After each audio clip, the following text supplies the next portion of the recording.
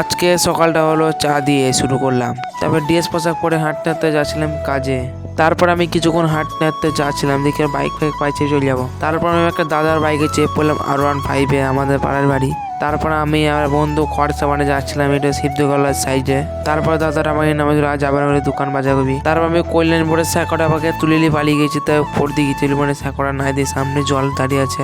তারপর আমি গৌড়ের লজের সামনে দাঁড়িয়ে আছি, বাপিদা আসবে তাই। তারপরে আমরা চলে এলাম গায়ে হলুদ হবে তাই, এই জায়গাটা গায়ে হলুদ হবে। তারপরে আমরা আবার বেরিয়ে গেলাম মানে অন্য জায়গায় যাবো তাই। তারপর আমি গৌড়ের লজে এসেছি, এই সন্ধ্যাগুলো সাজাতে হবে তাই সুলা বাঁধছি মানে পঞ্চ বাঁধছি, মানে বাঁধতে বললাম আমাকে পঞ্চগুলা। তারপর আমি নিচে এসে বসার জায়গাটা কমপ্লিট করে দিলাম, কত লাগছে দেখো বসার জায়গাটা। এখন লাইট ফাইট দেবে দেখ একটু ভালো লাগবে আরো।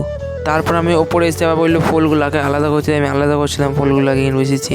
আর ওইখানে একটা মিস্ত্রি কাজ করছিল আর আমাদের পাতা মারছে কে বলে। দেখো ছান্দা কত সুন্দর লাগছে দেখতে, কমেন্টে বলবে তোমরা কত সুন্দর লাগছে। তারপরে এইখানে একটা সেলফি তোলা জায়গা করে দিলাম। তারপরে নিচে এসে কিছুটা কাজ বাকি ছিল, তারপরে সম্পূর্ণ করে দিলাম, লাগিয়ে সেট আপ করে দিলাম।